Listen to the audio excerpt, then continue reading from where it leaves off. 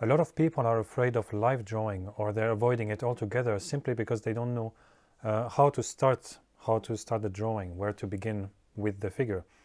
So in this series we will try to make different poses based on photos, but they are photos that are typically, they look like the kind of pose you might encounter in live drawing. And for this one we will go through a 15-minute process. You can just follow along and use the photo as you want. And in the future we will do different poses with different time and hopefully different materials. So let's get started.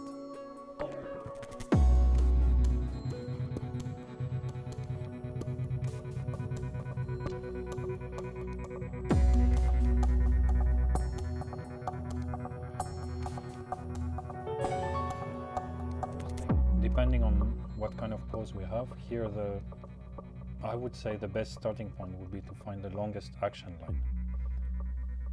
So I evaluate it, and it's something that goes more or less from the head to the his left foot. And from there I'm trying to build secondary action lines. So here you can see I'm kind of almost ghosting them. It looks like I'm scratching the air instead of scratching the paper, to make sure I have them in the right angle and the right position.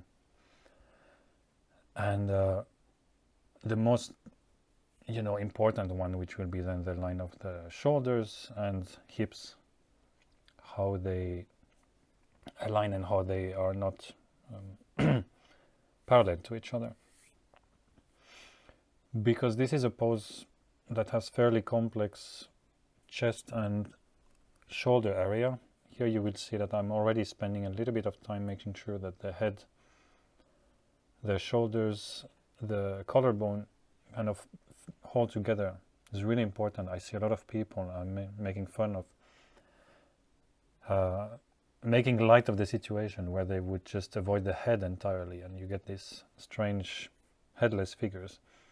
So make sure the head is locked on its neck, and make sure the neck is locked with the chest. And here I went quickly through the gestures of the arms.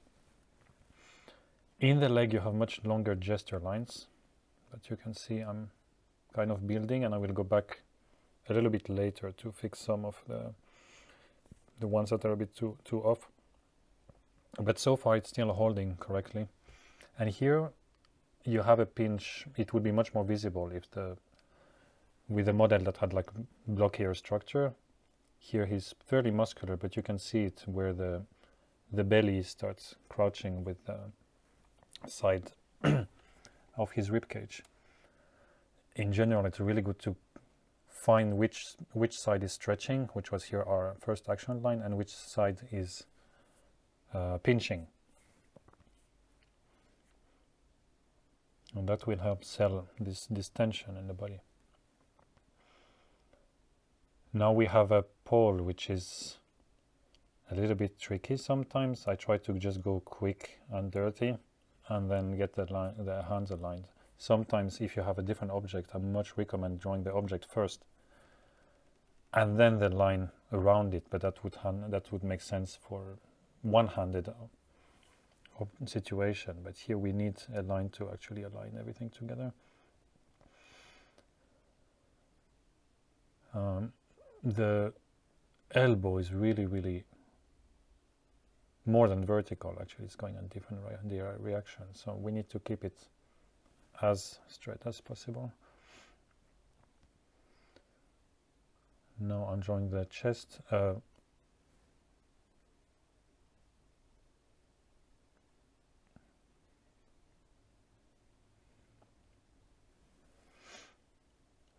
Just going back, making sure that the hip bones are in the right position.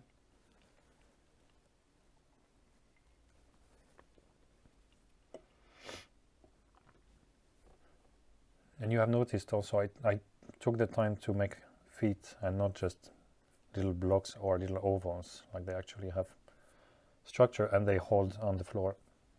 And we'll get back to it afterwards. We'll get in detail in the future on how to handle both gesture and structure in one go. Here I'm making sure that my jaw and my head are attached and aligned in the right position. Make sure also not to have just eggs or ovals for the head. I know eggs are staple to begin with, but it can be inducing, it can create problems in the long run. It's neither an egg nor a box, something in between. The egg is lacking the directions, which is very, very important, especially in figure drawing. We need to know where the figure is looking.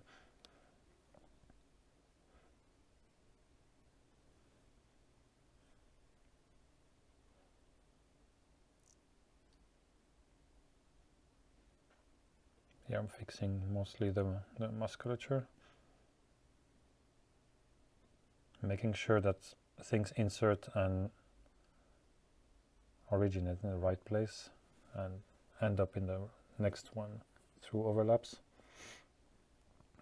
And make sure you don't draw these snowmen, which are just like a bunch of ovals.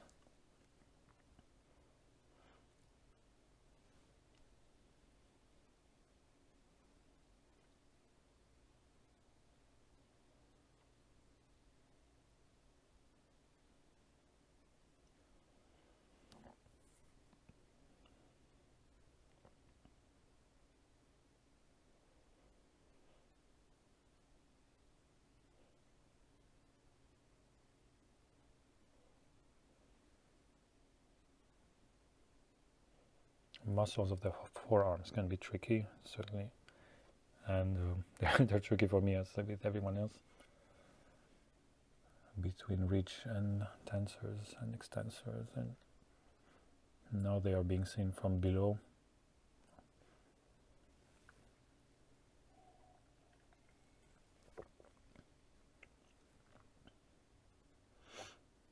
So you see me going through the motion of the head, which will be done incrementally, forehead, nose position and mouth.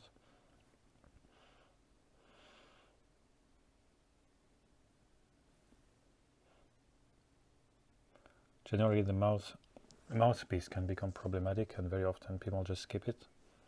It needs to be treated like this. Remember that it's semi-cylindrical all around the face. So here it took me a few go before getting it right, because if it's not in the right place, first of all, our brain knows it immediately, and sometimes it gets confusing whether we are drawing the upper lip or we are just drawing a line. Here I think we got something a little bit better. We have a very strong cheekbone, very visible on this model, so I'm making sure we got it.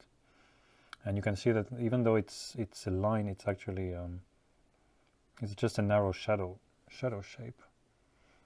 So it can work because I'm already indicated the shadow shape under his jaw, and the third one right here in his neck, collarbone and back muscle, trapezius.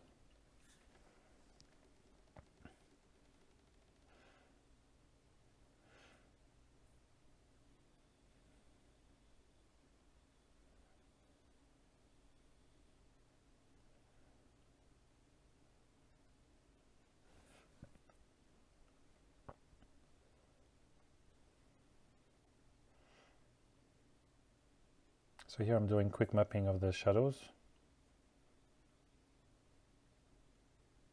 I don't fill them in before dealing with the core shadow, which is just a line that separates the light from the dark. And we have some of them that are very clearly indicated, so across the arms where I'm right now. The other arm has something even more obvious. The legs, and circling around the knees, but his chest is a little bit more confusing, simply because the core shadow got much softer because we had the backlight. So we'll see how we can do it without losing this unity of shadows.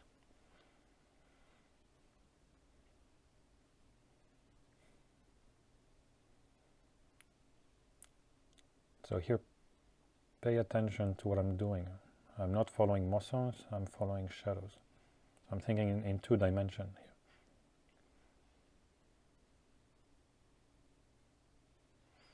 But the line, the way the line walks across the body, this is actually indicating the form. So it's always it's neither 2D or 3D at any given moment.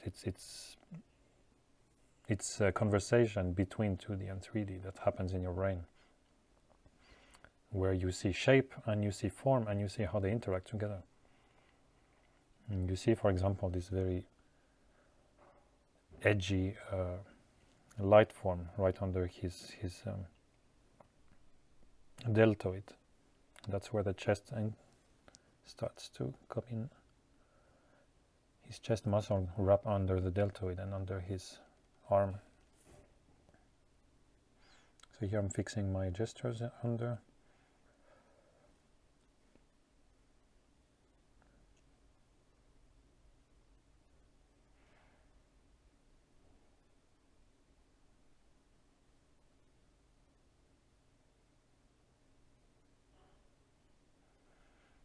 And I have to make a decision with how the underwear affects the form of the shadow, because we are still within a 15-minute limitation here, so I'm not going to render everything, but I have to either let go of the clothing or what I'm doing here, which is making this zigzagging folds fully integrated. And now it looks like it's fabric, because I simply changed the shape of my core shadow.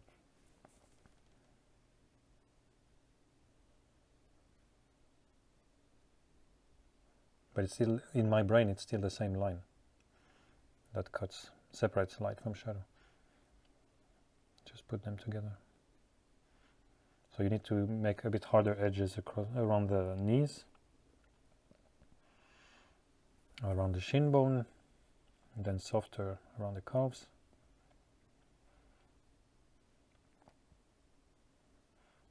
And quite often, more often than not in live drawing, you will see that the feet have an opposite situation. So if most of the leg is in the dark, you might find a foot back in the light, and vice versa, simply because of the form of the foot.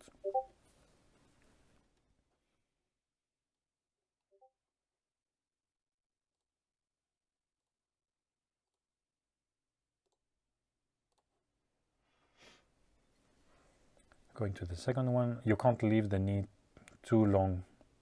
Actually, here I finished one leg before moving to the next one. In general, it's preferable to move from one leg to one knee to the other knee and check the calf, and the other calf act symmetrically. Here I'm kind of used to doing those, so I start moving a little bit more with more confidence.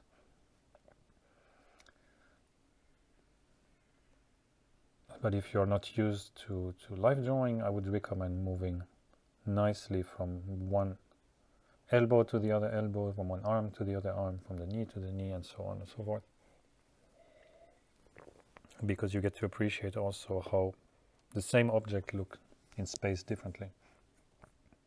So you get some iteration experience at the same time.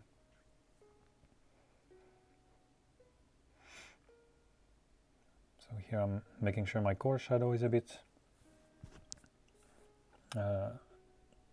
harder around the knee.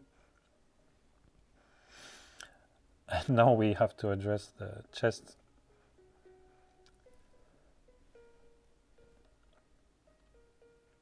I didn't feel the need here to jump to the chest, but in many places you should definitely, because the chest has nipples, which are very good landmarks, and of course has the center line, which is quite visible here. So the center line goes from the whole of the collarbone and then across the chest, right in the center, and along the belly button. So here I indicated it. But we have some complex shadow situation, especially in the center, right above his belly button. So there I need to make an artistic decision, because if I were to draw it exactly how it is on the photo, it would look like probably a second belly button, which is not what we want. So we need to maybe make it a bit fainter.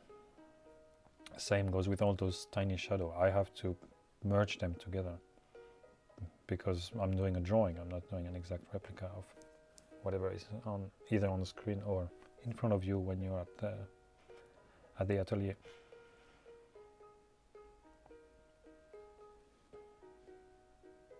So now I try to unify all those small things. I make a pass of light, shadowing, darker value.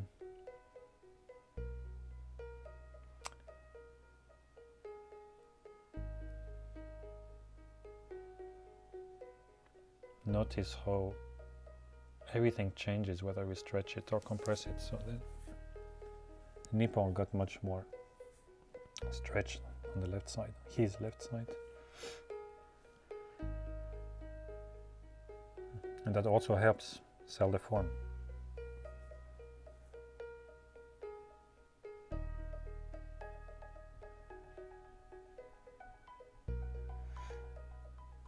Now I'm going back to darkest areas.